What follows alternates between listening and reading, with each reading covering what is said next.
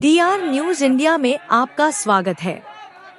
पूर्व पति और वर्तमान ससुराल पक्ष के बीच खूनी संघर्ष, युवक की चाकू मारकर हत्या। Sehore DR news India Sehore जिले के पचामा में एक सनसनीखेज वारदात सामने आई है।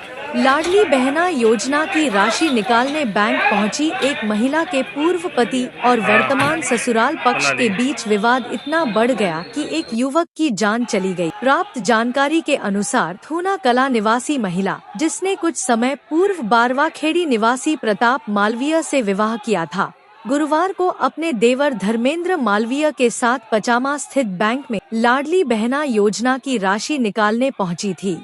इसी दौरान वहां महिला का पूर्व पति बबलू भी पहुंच गया।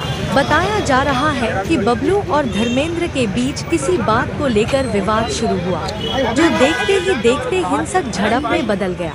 आरोप है कि धर्मेंद्र ने बबलू के पेट में चाकू मार दिया। गंभीर रूप से घायल बबलू को तत्काल उपचार के लिए अस्पताल ले जाया जा रहा था, लेकिन रास्ते में ही उसकी मौत हो गई। फिलहाल पुलिस ने मामला दर्ज कर लिया है।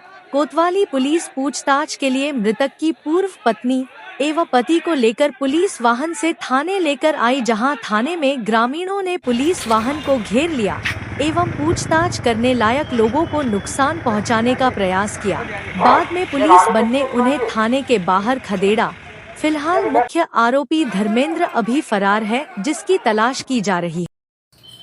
देखिए, कोतवाली पुलिस को डायल 112 के तहत एक सूचना प्राप्त हुई थी कि पचामा में जो बैंक ऑफ इंडिया है उसके सामने एक घटना घटित हुई है, जिसमें व्यक्ति जो है घायल हो गया है और तत्काल पुलिस रवाना हुई वहाँ से। तो जो घायल व्यक्ति था, जिसका नाम बबलू मालवीय था, उसको लाकर कोतवाली था पुलिस द्वारा जिला अस्पताल में भर्ती कराया गया, जहां डॉक्टरों द्वारा उसे मृत घोषित कर दिया गया।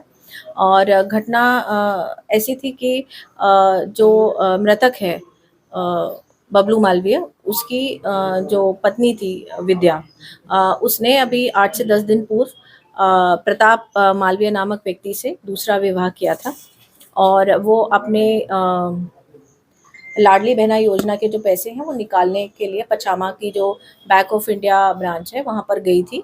और क्योंकि एटीएम उसके पूर्व पति के बबलू के पास था, तो उसने अपना एटीएम ब्लॉक करवाया था और उसकी सूचना उसके पति को शायद प्राप्त हुई थी। तो वो वहाँ पर बैंक शाखा में पहुँचा था पचामा के, और उसके साथ विद्या के साथ उसका जो देवर है धर्मेंद्र मालवीय वह था, उसके साथ बबलू की जो है वो विवाद हुआ और उनके आपस में झड़प हुई, और जिसपे से धर्मेंद्र द्वारा एक चाकू से उस पर वार किया गया और जिससे घायल होकर और उसको उसकी फिर मृत्यु हो गई। और इसमें हमारे द्वारा जो है वो सारी कार्यवाहियाँ अभी की जा रही हैं और अभी केस जो है वो जांच के अंतर्गत है। पूछताछ के लिए कोई व्यक्ति? हाँ, वहाँ जो घटना के हमने जो अवलोकन किया है वहाँ पर और जो पूछताछ की है, तो वहाँ पर जो भी उपस्थित थे उनमें से जो कुछ लोग थे उनको हम लेकर आए हैं। अभी उनका हम इंटेरोगेशन कर रहे हैं और जो भी साक्ष्य हैं उनका हम संकलित हमारे द्वारा किया जा रहा है।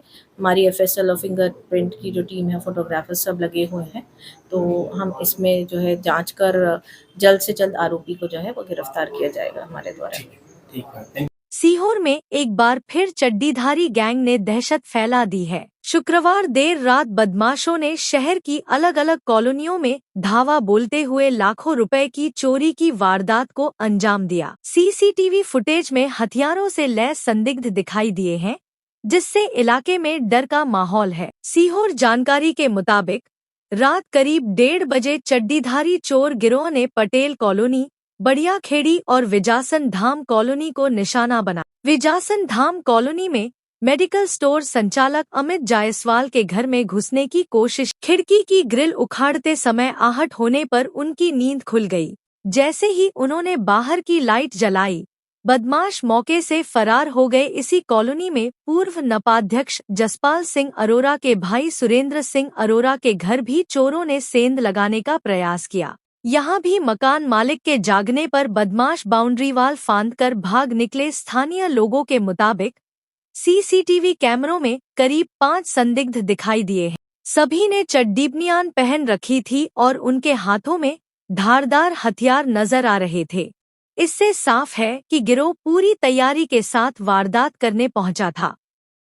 सबसे बड़ी चोरी बढ़ियाखेड़ी क्षेत्र में हुई, जहां उमंग विनोदा के सूने मकान से चोर करीब 2 लाख रुपए नकद और 24 लाख रुपए के जेवरात चोरी कर ले गए। वहीं विकास राय के घर को भी निशाना बनाया गया, जहां से लगभग 2 लाख रुपए नकदी और चांदी के जेवर चोरी होने की बात सामने। लगातार बढ़ रही चोरी की घटनाओं के बाद शहर में पुलिस गश्त पर सवाल खड़े हो रहे हैं। पिछले 15 दिनों में आधा दर्जन से ज्यादा चोरी की वारदातें हो चुकी हैं, लेकिन अब तक पुलिस किसी बड़े गिरोह का खुलासा नहीं कर पाई है। आष्टा में दुकानदारों को 500 का चूना लगाने वाली 2 लड़कियां पकड़ी। आष्टा शनिवार दोपहर 2 लड़कियां नगर के अलग अलग बाजारों में दुकानदारों से धोखाधड़ी की कोशिश करती। एक दुकानदार को 500 रुपए का चूना लगा दिया। दुकानदारों की सूचना मिली, पुलिस सक्रिय हुई, दोनों लड़कियों को पकड़ लिया गया। पूछताछ चल रही है। शनिवार को दोनों लड़कियां व्यापारियों को धोखा देने की मंशा से शहर में घूम रही थी। उनकी करतूत सीसीटीवी कैमरे में कैद हो गई। व्यापारियों ने सोशल मीडिया पर दूसरे व्यापारियों को सचेत किया। दोनों लड़कियां 500 के नोट देकर दुकानदार को उलझाती थी। आष्टा थाना प्रभारी गिरीश दुबे और आष्टा थाना पुलिस ने दोनों लड़कियों को कन्नौद रोड पर विनायक नेत्रालय के पास से पकड़ लिया। थाने ले जाया गया। महिला पुलिस पूछताछ कर रही है। टीआई गिरीश दुबे ने बताया, दोनों लड़कियां टप बाल्टी बेचने वाली हैं। वे अपने रिश्तेदारों के साथ हाट बाजार ग्राउंड में रुकी हैं। सभी ललितपुर के रहने वाले हैं। थाने लाकर पूछताछ की जा रही है।